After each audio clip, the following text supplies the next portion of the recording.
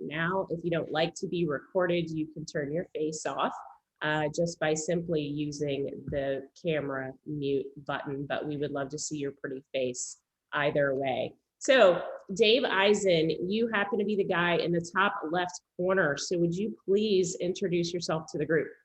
Sure. Hi, I'm in the North Texas state of Iowa, and you guys were complaining about how much snow you got down there in Texas. I'm looking at about 7 inches that melted down from about 10 inches a week ago. So no sympathy for me, but I am planning to move to the Austin, Texas area this summer. So when I saw the pictures on Facebook and on different social media platforms of all the snow they got in Austin, I forwarded it to my family. I said, we need to move down to Mexico now. So retired Navy test pilot, been in the Navy for 20 years. I also ran a small business while I was active duty. Don't have that business anymore, but now I found Focal Point Coaching after 4 years in the corporate world and looking to get back into it. Nice to meet you all. Thanks for being here, Dave. We appreciate it. We're in the next Hollywood Squares. So for those of you who don't already know me, my name is Trisha Stetzel, one half of Team Stetzel, coming to you live from Seabrook, Texas. I love facilitating group and working with partners. So I get to do what I love every month when I come and do this mastermind with you guys. And the other half, otherwise known as the better half, Dennis Stetzel. Although I don't run the control room, I am typically the brains behind the overall operation. You deserve that. Totally do. And love the team, love the collaboration, love groups, and that's why we're here. Awesome. Chris Gay, you're up next, my friend. Yeah, I'm Chris Gay. I'm a Focal Point coach in Austin, Texas. I have 30 years of small business experience in 5 different industries. And Dennis, you just keep digging the hole over there, because as long as you're talking, I'm not digging my hole over here. So it's good to see everybody today. Good. All right, Troy Weber, you're up next. Good afternoon, everyone. Welcome. I'm a Focal Point business coach just north of Dallas. And yes, we don't have snow on the ground, so we're good up here. And I come with 30 years of semiconductor industry experience, traveling the globe, working around the globe with suppliers in the supply chain. Welcome, everyone. Awesome. Thank you, Troy. Mr. Jim Field, welcome. Hi, my name is Jim Field. I'm a Focal Point coach in West Houston.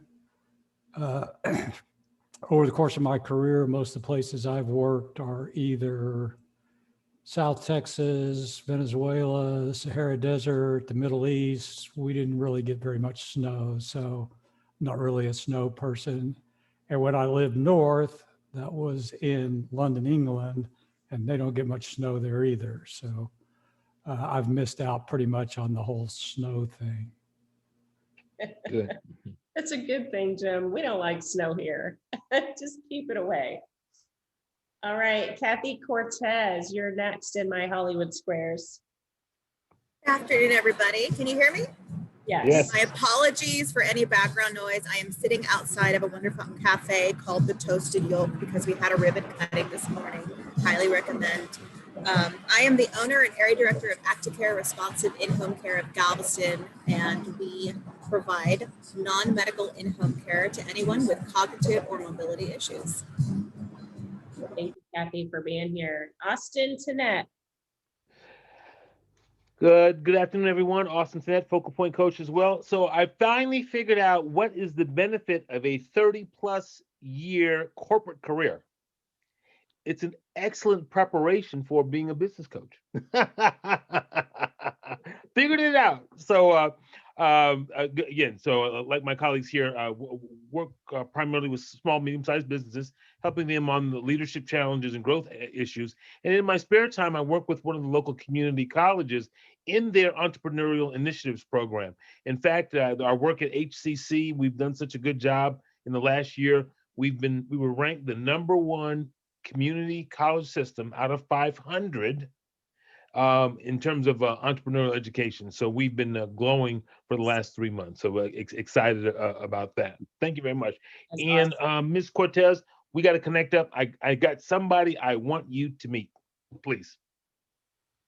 Awesome. Thanks, everyone. Yeah, absolutely. All right, Robert Avidia. Good afternoon, everyone. I'm Robert Avitia. I'm with Primerica Financial Services, and since everyone's coaches on here, I'm a financial coach. That's what I do. I train and There you develop go. leaders and also help families financially coach them to be able to achieve their financial goals. And in your spare time, you are a shirt consultant. No, that's my wife. That's why. My wife. But Robert, for those who haven't met Robert, he has probably some of the most unique and distinctive shirts, collection of shirts that anyone I've ever met. Awesome. And he likes them. That's what he meant to say, Robert. Yes, And he yes. likes them. That's a Yeah, positive. this is being recorded, Robert. Be careful. All right, Sean, I'm gonna let you say your last name for me so that I don't butcher it. I'm used to it at this point in my life. Sean Laccagnina, coaching Northwest Houston, Focal Point, pretty new to it.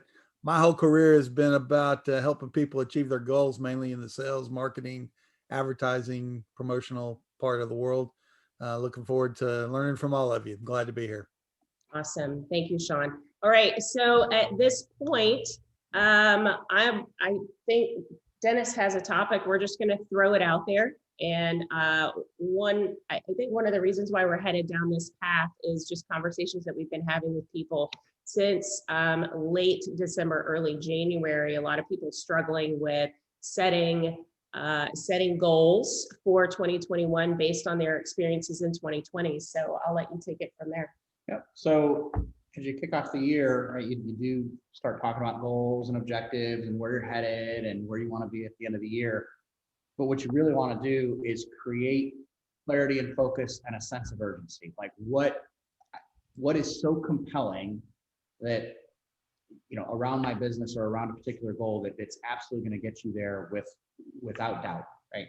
And there's this concept called the BHAG. Who's heard of a BHAG? The Big Hairy Audacious Goal.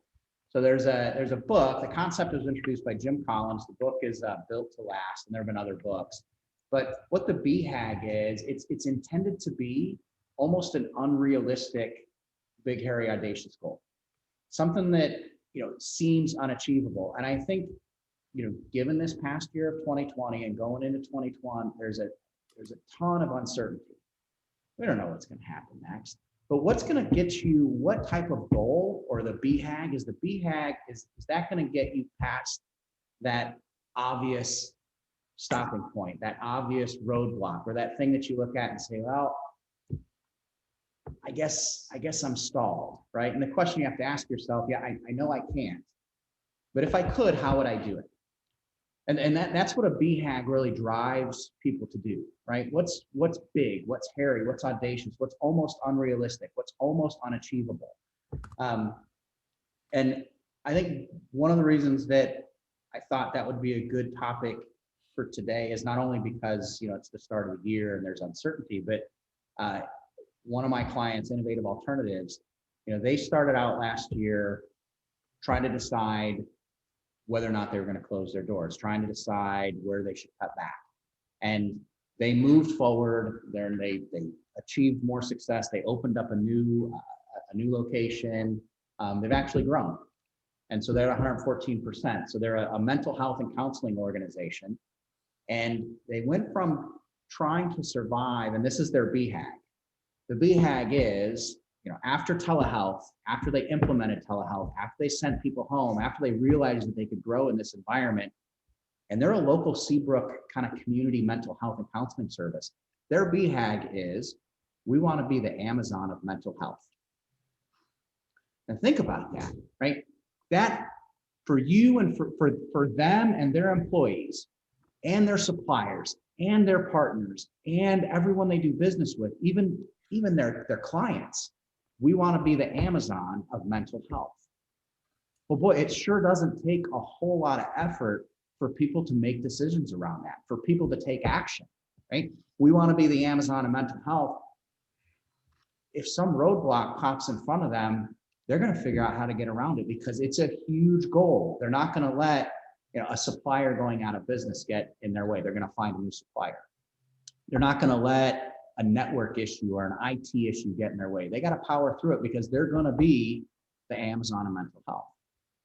And so, this year, every year it's important, but I thought, asking or kicking around the idea of the BHAG and maybe throwing one out there.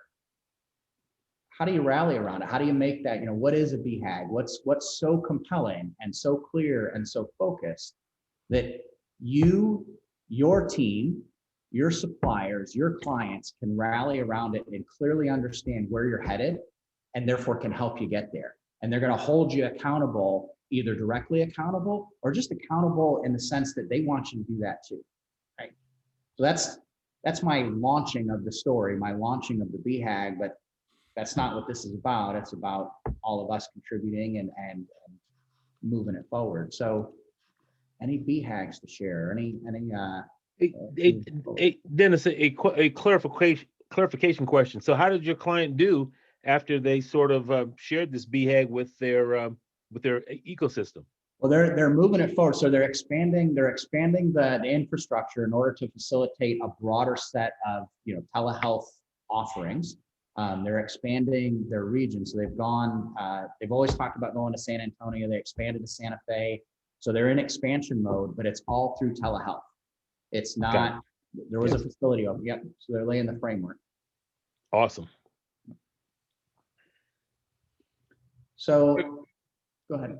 Dennis, the thing that struck me when you were talking, and it's a great subject, by the way, is the one thing I can tell you after being in small business for virtually my entire working career is that you're always going to have things that come up and derail your goals. And some of them are big and some of them are small.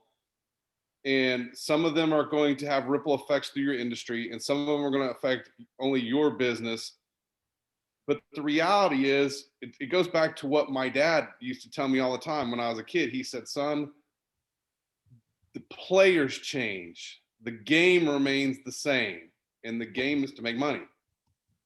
And so I think that's really important. And I've been advising all my clients because I'm getting pushback on this, as I'm sure a lot of coaches and business owners, when they're talking to their employee about goals for 2021 is, look, we set goals for 2020 and look what happened.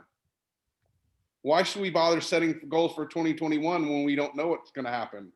And my response to that is, well, you're right. You don't know what's going to happen in 2021. Did you know what's going to happen in 2019 or 2018 or 2017 or any other year that you've been in business? Well, the answer is no, because things come up and things change and you have to be flexible, but the goal remains the same. And without those being clearly laid out, right, what action do you take? It's so easy to sit and ponder or sit and think or sit and speculate or get out a piece of paper and start to write down pros and cons. It's much harder to take action when that goal isn't out there, that big, hairy, Amazon talks a lot, and I'm sure people heard it, a bias for action. Like, I have to do something. I have to take an action. I can't just sit here and think about it. What is it that I'm going to do right now that progresses me toward my goal, even if it's a portion of a percent? It's that bias for action, right? And if you haven't set that goal and it's not big, it's not hairy, it's not audacious, it's not compelling, it doesn't drive focus, it doesn't rally people, it's not communicated, it's not shared, then it's really easy to just kind of say, yeah, 2020 is hard. But your business isn't going to move forward, and you're not, to your point, you're not going to make money waiting for it to roll into your lap. So, adopt that bias for action. And that big goal is what drives you to have that bias for action. You got to do something. You got to do something. What else? So, Kathy, have you given any thought to your unrealistic goal? What's your invented future? So there's the likely story around Acticare, and then there's an invented future. Do you have an invented future or a big, hairy, audacious goal that you want to share with us? I have a huge goal. I have a massive goal, and I'm going to get it. What is it? I'm going to get it within probably the next 2, 3, 4 years. I'm going to have a $1 million location. That's $1 million in annual revenue. And it is absolutely attainable. There are several Acticare locations around the country. We are a franchise that bring in $1 million every year. I know what they have done to make that happen, and I am creating my own unique plan to do that locally.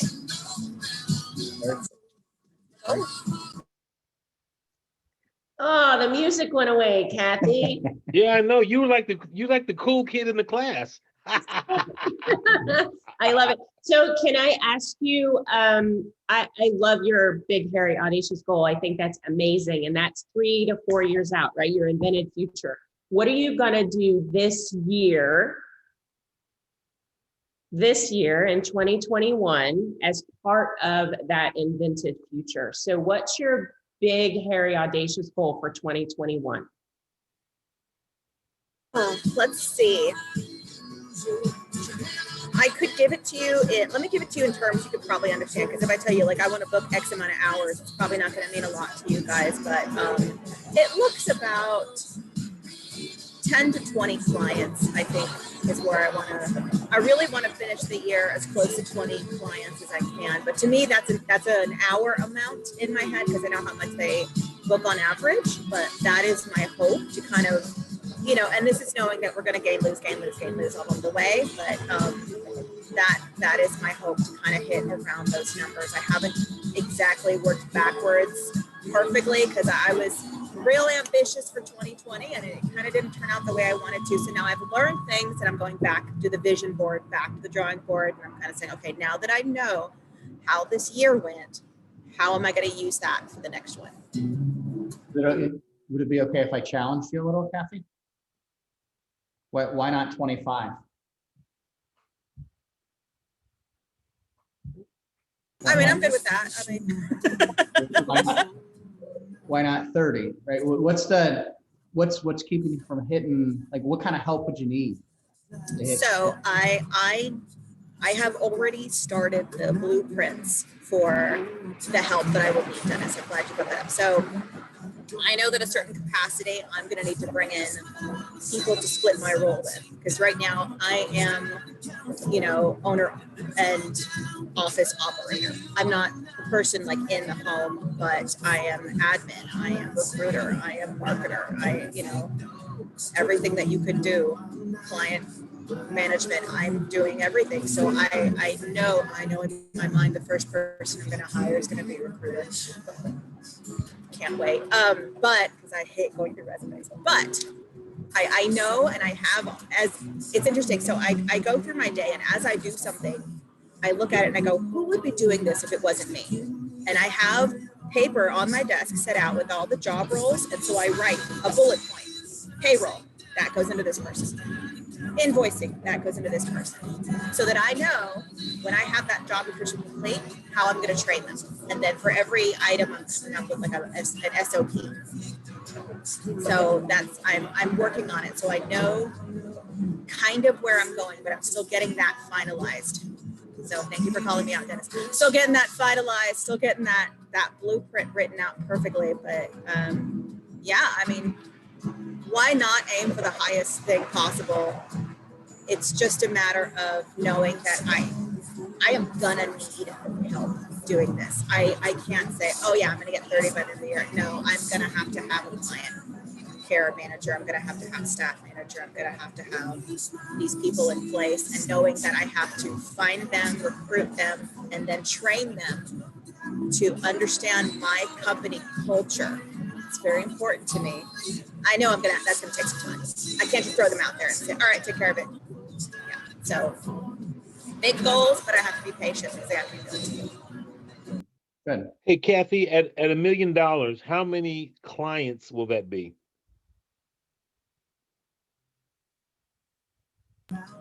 I don't know specifically, Austin. Ballpark. Yeah. Let me do the math and on an average. Okay. So Kathy's an engineer by nature, Austin. So So she's a numbers ballpark gal. doesn't work. It's either precise and exact, or that's a non-answer. Yeah, Kathy is a hairdresser turned engineer turned business owner.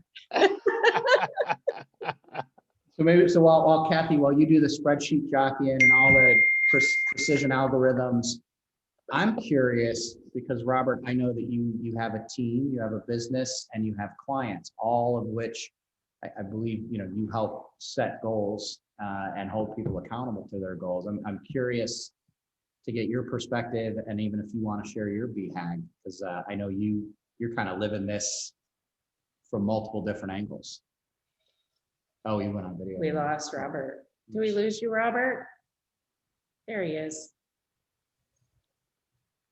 No, that's what happens when you get a call from home office and you see Primerica home office. Uh, It's like, oh. Yeah, no, that is something that's our drive. That's how we live. It's live by goals, and something that we've really studied really hard over the last, I would say over the last 3 or 4 years. But the success that we had in Primerica was without goals. And we were very fortunate in 2005 that we didn't have the understanding of goals like we do now. It was one of those where we just want this, and we did whatever it took to get it. And I go, man, if we're naive enough to think like that and make it happen, now that we know, there's no reason why we shouldn't. And so in our business, you're pretty good if you can develop a broker a year. You're pretty good at what you do if you can develop one broker per year. Well, last year kind of catapulted and put everything on fast forward. So our goals for this year, and it's funny that you say our goals for this year is to promote 5 brokers this year. And we have the 5 people. I mean, we have names on them. Okay. We work with them individually and independently to be able to help with their goal setting. I meet with them 1 hour a week, and it's working with their self-development, because I could teach you all the skills in the world with what we do, but if you don't start self-developing from within, there's no way you're going to achieve that. And a lot of it, my mentor, and I'll show you, my mentor in December called me and says, read this book in 5 days, and you and I are going to review the whole thing with you. Success is Not an Accident by Tommy Newberry. And he says, and you got to do all the activities in detail. And if you let me down, then I'm no longer working with you. I'm like, well, geez, you make $2.5 million a year. Of course, I'm going to do what I got to do. Right. And it was wonderful because I did it. He went it over with me, and I go, is it really that simple? He goes, it is. I said, I never read a book so thought provoking to really help me focus on my why. And he said, well, now that you know what your why is, now you know you can achieve your goals, because that why is what will drive you when you think you can't, when you face adversity, when you meet the brick wall. Well, you all know, as soon as you go for something, adversity hits, right? Just 12 months ago, I probably would have folded already. But because I know my why, I've written it out. I'm writing my goals down every morning and every night before I go to bed. Nothing's going to stop me from this goal. Nothing's going to stop me from developing these 5 brokers. It's one of those where I figured it out, and it's all within me. It's my drive. It's me not allowing negativity to knock me down for a day, because those 12, 24 hours are very crucial to staying positive and staying connected and driving.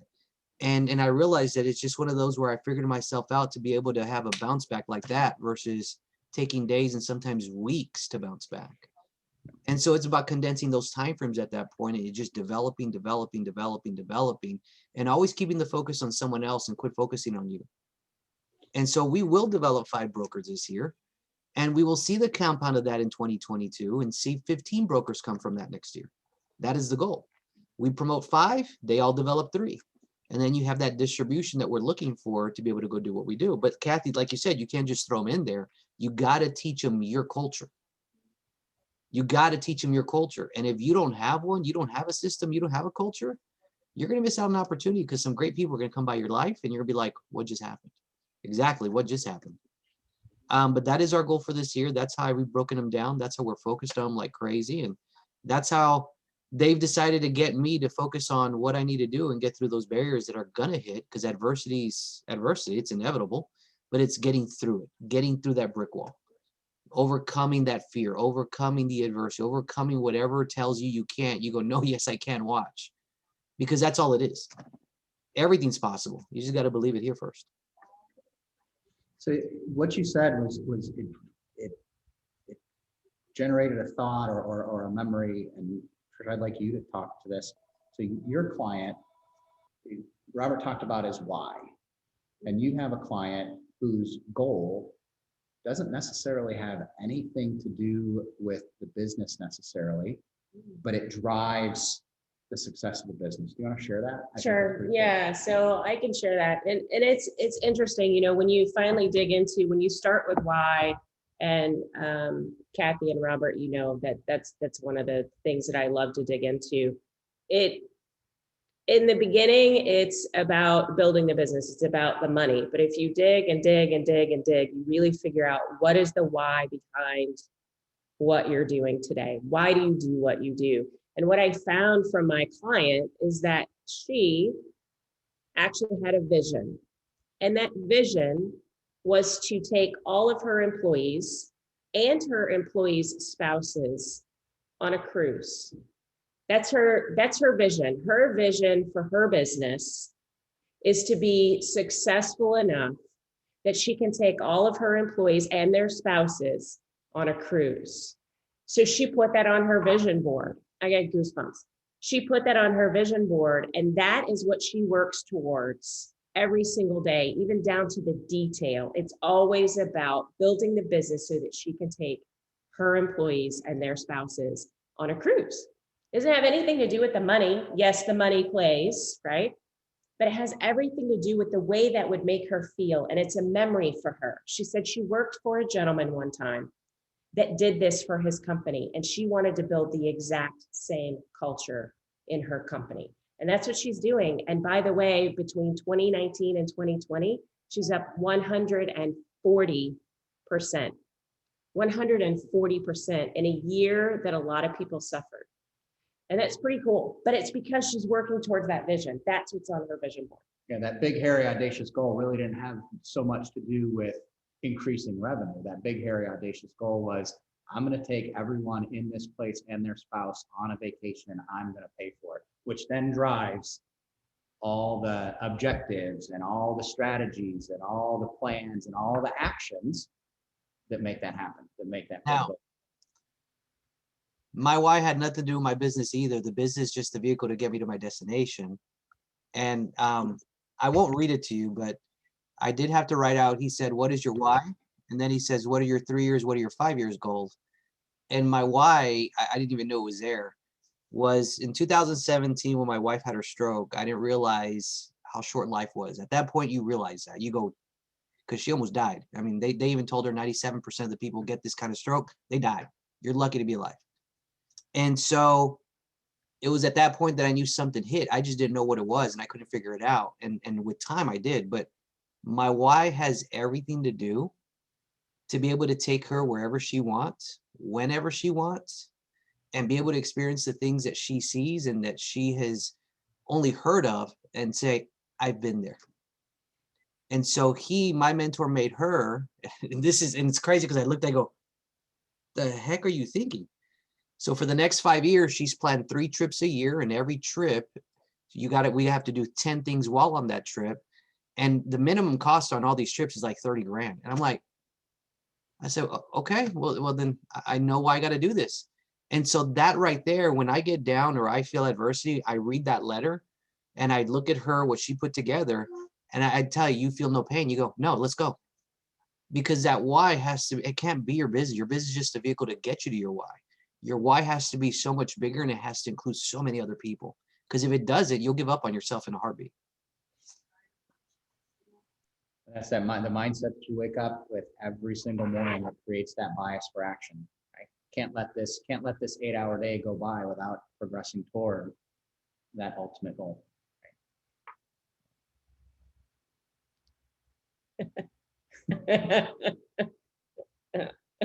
It's the Airstream, Robert. That's it. It's the Airstream. So Kathy, did you finish your arithmetic? Yes. Okay, so after some equations and some calculus, okay, so $1 million a year, you break it down to 52 weeks. And then you break it down to how much per hour on average. Again, these are all averages. And that's about 800 hours per week that I want to book. The average client books between 20 and 25 hours per week. So that is 32 to 40 clients. Okay. And then at 32 to 40 clients then breaks into, so how many people do we need to support that many clients? What kind of ecosystem do you need to build? What kind of infrastructure do you need to have? You start with the big one, and then it works down into what is it that you need to do today to progress toward it. I think, do we have another joiner? We do. Batten, I don't know if you can hear us. That's the only name that I see on the screen. We can't see you. Batten. All right. Well, you can just listen if you like, or butt in if you come off and mute. Let me offer one more thing, and I'll open up the floor, and then I guess I'll be quiet, because I think we tackled the BHAG and what it means and why. One other thing maybe to kick around is what happens if your goal or your BHAG is a little bit misdirected. So I had a different client who was very, very focused on a number, and it was somewhat unrealistic. It was big, it was hairy, it was, I think, above what could be achieved in a particular time frame, but is very, very focused on the number, very focused on the number. And we dug a little more and dug a little more and dug a little more. And ultimately, right, and it was the number at all costs. Got to hit that number. I've done the math, I've done the arithmetic, I've done the solutioning. This is the number. But what we found out through a whole lot of inspection was the reason that he needed that number was because he wanted, similar to you, Robert, it has to do with the wife. His wife had given up so much for him over the course of his career that number would allow him to give her the art studio that she's always wanted. But so let's expand, let's unpack that a little bit. So are you going to take a position? Are you going to take a role? Are you going to create a lifestyle that has you away from the house 200 days out of the year? Is the number that important? Well, it's not actually the number anymore. It's the outcome. The outcome that I'm looking for is giving my wife the lifestyle that she wanted, enabling her to open that studio and spending more time with her. So yeah, the number is important, but if it's the number at all costs or the number without consideration of the outcome, that BHAG of $1.5 million a year, it's all for naught if it doesn't really achieve that outcome, right? If it doesn't really, so you really need to understand, or at least in his case, he needed to understand better why was he so focused on the number? Because you can get, partway down the road, past the point of no return, you've now signed up for 200 days on the road, and you've just undermined what was really driving you to do it in the first place. So any thoughts from any of the coaches or Kathy or Robert on that particular topic, on making sure that that's really aligned with your intended outcome? You got a room full of coaches here. I know somebody has it. Well, I love this topic, and I'll butt in. Is everybody familiar with Grant Cardone? Maybe not. I've known about him for years. I'm not a huge fan. I've never really read his books or followed him much, but he's on a show right now called Undercover Billionaire. I don't know if you've seen that show or not. They got 90 days, $100, an old truck, and they got to start $1 million business in a place they've never been. It's a great show. It's on Discovery. And it really gives you a lot of insight into what is possible if you put your mindset right.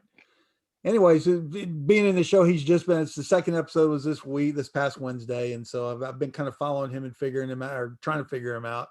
And he talks a lot about goals, and he breaks it down. Goals are items that you probably aren't going to be able to hit because they're so big. It's not your why. Your why is why you're doing your goal, right? And I think that's what we focused on here. We all have a why. My why, I want to take care of the people I love, right? Plain and simple. And that's family, friends, etc. The goal is a little bit different. And then he breaks it down to targets. So the business is a target, right? It's a task. I'm going to do certain things to help hit my goal. And it keeps me online for those goals to service my why. When you start thinking about it that way, and kind of what Kathy did breaking it down, there's a lot of different ways to do the math, right? She said she needed, 34, 43 clients. Well, yeah, that's at 800 hours. But what if she only needed 400 hours? Now she needs half the clients. if she raises her rates. So you can play with the math to get your goal or your target to help you get your goal to service your why. It all depends on your mindset and what you're looking at. And as you change, I think too often we deal with clients, and I think Dennis and Tricia have kind of pointed to that. We deal with clients that have a goal, and all of a sudden that goal isn't possible, or whatever, something starts to happen. We get a stumbling block and we get rid of the goal. Well, maybe we just need to redo the math or redo the mindset. And I think that's often important. And I'll tell you, I've preached on goals, taught on goals, spoken on goals, and yet I'll admit I've never really written down my goals. And that changed this year. So I really started to buy in and rethink and redo. And Robert, where you were talking about, early in the morning or right in the morning at night, that's Grant Cardone, man, huge on that.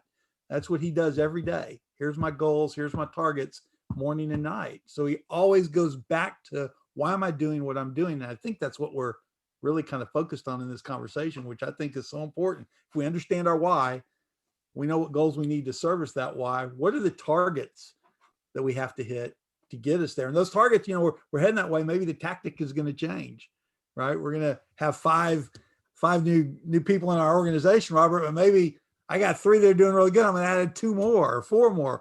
The target is what we're looking at. Everything else is tactics. Anyway, that's my 2 cents worth. I love this conversation. That's a really good point, Sean. And I was reminded, I've heard it, I know it was said a long time ago, but I've heard it more and more here recently.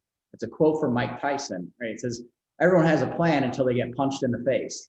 I love that because, we all have and know people who have the best laid plan, and they step out the door and, you get a Mike Tyson right cross, and you can't just fall down, right? You got to get right back up, and you got to be flexible and roll with the punches and change your plans or redo the math. Think about the math differently. Mm-hmm. And I think I'll just add this because why is so important. And Sean, you're right. I mean, that's why we are all doing the things that we're doing, right? Everything leads back to the why. But as you think about your why, I would like everyone to be vulnerable and share that, because without the support system of the people around you knowing your why, you won't be nearly as successful. So if you position your why so that you can verbalize it with your support system, they will be there to help you and guide you along the way. So don't keep your why to yourself. That's my point. And it's funny you say that, because when I first quit my job, I did this part-time a year and I had success. So I quit my job to do this full time. Well, my job, I was working 80 hours. And my wife and I worked in 2 different HEBs. We worked 24 miles away. And so when I first started this full time, I transitioned to full time. I remember I'd be at the office by 7:30 and I wouldn't get home till midnight. And I did that for 2 weeks straight, even on Sundays, 14 days straight. So I get a call on the 15th day. My wife goes, you promised me more time. I get up, you're gone. I go to bed, you're not here. So either you change or you go back to HEB. Well, fast forward 15 years later, and she goes, hey, you stay as many hours as you need to. I want to go on these trips. And I'm like, well, that changed quick. But you're right. Until you get that support system involved and you show them why you're doing it, and they realize that a lot of it's for them, then at that point you get all the support that you need, instead of getting someone that builds resistance and holds you back from what you want. And it's amazing the support system I have now. Now everyone stays away from me all day. They're like, yeah, don't mess with him. He's busy. Because they know, they know what I'm trying to do, and they go, just don't mess with him. And if he needs a, hey, you hungry, Dad? Hey, you want something to eat, Dad? Hey, you thirsty, Dad? And I'm like, well, what did that change? Because they're involved now. They know why I'm doing it. They know what it's going to give them. And so that support system is so key, especially when you're trying to do something very big. Well, and they've also probably done the math and know that on 3 trips a year with Dad, they're going to have more time than the 10 minutes at night. So, they're a little bit smarter than you're giving them credit there for, my friend. No, they're very smart. But it's funny that you say it. So my youngest is 21. I got 4 kids. The oldest is 25. Of the 4, 3 live with me and they don't pay a bill. And so they didn't realize how important that was until they got older and they started hanging out with friends. They go, you got to pay what? Yeah. You got to do what? You got what? They go, we don't pay nothing. And I go, yeah, you all save money in your retirement accounts. That's why. And so when they realized all that, and it all came to fruition last year with this pandemic, they started to see that because their friends are freaking out. They're like, how are we going to pay rent? We have no place to live. We got nothing to eat. We got no job. And they're like, hey, Dad, how are you all taking care of all this? I started laughing. I go, no, now you ask. Doesn't everyone have an excessively generous father? No, and they would have, they're like, Dad, can we have a get together at the house? I say, yeah, bring your friends over. You're okay with that? Like, we can't go to our friend's house. They don't want nobody there. It's like, I don't care. Y'all have fun, you know? And so it just opened their eyes, and it's amazing how everything's changed. You can see the transformation. So this pandemic, either you used it to adapt, change, and get ahead, or you sat back like most people and cried about it. Which one is it? And I think the people who are joining these types of calls and having these types of dialogues are the ones that didn't sit and didn't wait and are here. That's right. That's right. All right. So usually in the last 10 minutes, I like to go back around the room and everybody kind of tell what nugget they're taking away or what action they will take leaving this meeting. And I will mention that our next mastermind will be the second Thursday. Somebody's going to have to give me a date. The second Thursday of February, same time, 11th. Thank you, Robert. So it will be February 11th is the second Thursday. I said Friday. The second Thursday at noon is when our next one is. Bring your friends. This really is about having we try to throw some topics out there. If you guys have topics, bring them with you. But I always have one, or we always have one available just to toss out there to you guys. So I'm going to start at the bottom and work my way up. Austin, any nugget that you have that you're taking away from today's discussion? Yeah, so I've heard this a couple adjustments to the goal setting process in the last couple of weeks. So a guy I was on a call last week, and they were talking about the importance of having life goals, because typically when we set goals, they're for 12 or 15 months or something like that. And it kind of goes back to what we said earlier. Once you achieve it, then what, right?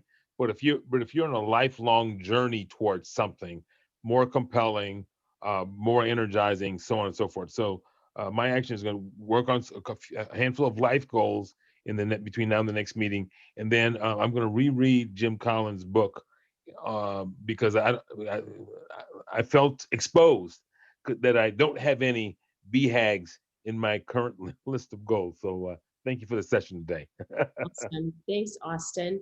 Sean, how about you? Love the conversation. Loved hearing from everybody. And if I can help anyone in anything, look me up on LinkedIn, call me, email me, whatever. I love this kind of stuff, and I wish everybody the best. Perfect. Thanks, Sean. Jim Field, did you take a nugget away from today? Yeah, I think the thing that I would bring up is sort of implicit in what a lot of people said. And that is, it's great to have goals. It's great to know your why, et cetera, et cetera. To make it happen, you have to constantly work on positive attitude. And I'm not going to go into a lot of detail, but I can tell you I had my goals set in November. Didn't start off too well. Early December, I was told you have to have open heart surgery next week. And I thought, well, crap. So much for my goals. And, I sat down and said, hey, I'll tell you what, I just got punched in the face, whatever you want to call it. I am not going to let this beat me. My recovery's gone ahead of schedule. And I had great doctors and all that kind of stuff, but I believe part of it is taking the attitude up front that, hey, I'm going to accomplish my goals. I don't care what happens. And I think that's implicit in what a lot of people said, but I just thought I would articulate that. I appreciate that, Jim. Thank you. Dave, how about you? Nugget? Yeah, thanks for the discussion. It was very informative, and I like hearing everyone else's perspective on BHAGs and goals and whys. I need to stop joining all these calls because I've got a stack of books. This call down. I got to add 2 more. Thanks, Robert. And who else suggested a book? And now I got to add 90 Day Millionaire to my watch list. Thanks, Sean. So yeah, I really appreciate it. We'd love to learn more and looking for the next meeting. Great, thanks, Dave. Dennis, how about you? Just, you reminded me that it's important to share the goal with everyone. My ultimate goal is to wake up on the beach every day. Love it. We're getting there. Troy, how about you? I was just reminded, Robert, thank you. I'm originally from South Texas and I miss HEB. We don't have it up here, okay? I'm just saying. No, and the other thing that I really appreciate everyone sharing, and it just reminds me again, in fact, I had a guy on LinkedIn, we talked about this on LinkedIn this morning. The Carnegie Triangle really reminds me, the Carnegie Foundation did a study, and 85% of it is all about attitude. In the corporate world, you're all taught about the skills and the knowledge, and that's important, but 85% is all about attitude. So I love what Jim said. I love the why. We've got to be driven by that. We need to understand our BHAG, absolutely keep it in front of us. I love what Robert said, morning and the evening, you've got to keep it in front of you, but it's about attitude. I'm just reminded of that, and I really enjoyed this discussion. Thank you all. You're welcome. All right, Kathy, coming to you. So interesting, thought-provoking conversation. It actually made me think. So I am an engineer. I do come from the plant, industrial, refinery environment. And there's a saying they have that I hate, and I've always hated. And I said, if I ever have my own business, I'm not doing business this way. And it's run lean to go fast. Have y'all heard that? Y'all heard that one, where you just make everybody work 80 hours a week and everybody hates their job? I still talk to my old coworkers and their morale is so bad because they're just exhausted. There's no way they're going to hit their goals. I used to be in sales engineer. And I thought, God, I'm never going to run a business that way. So now it makes me think that $1 million was walking backwards from a number I wanted and my lifestyle. But knowing that I don't like the idea of running lean, and I'm going to hire enough people that I don't have to worry about their morale, that they are not overloaded. That number needs to be bigger to account for the salaries that I'm going to pay people to ensure they're happy, because I don't believe in underpaying people either. So interesting. I'm going to have to go back to the spreadsheet. I love it. Thanks, Kathy. Robert?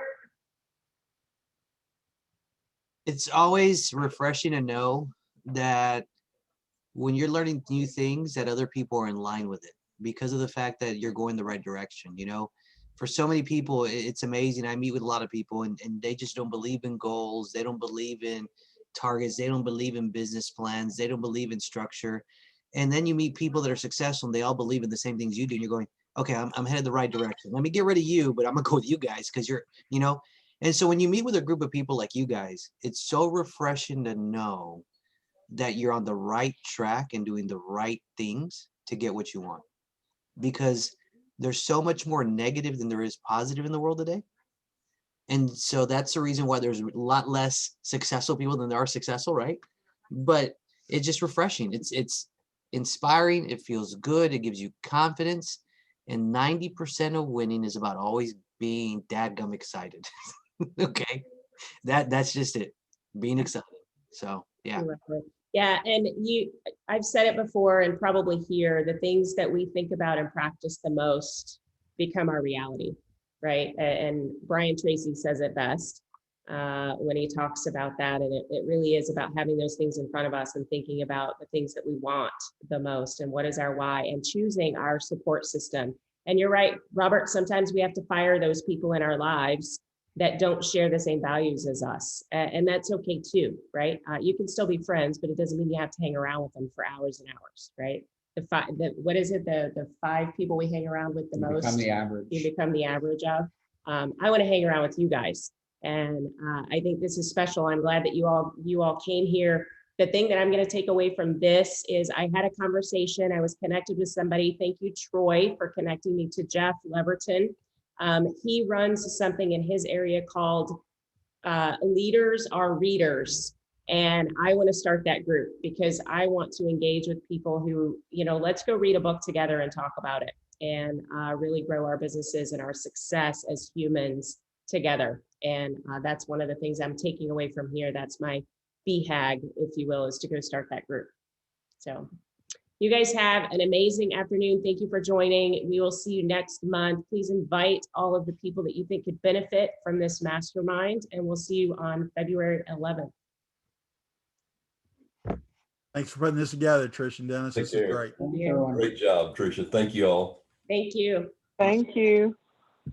Thanks, everybody. Bye-bye.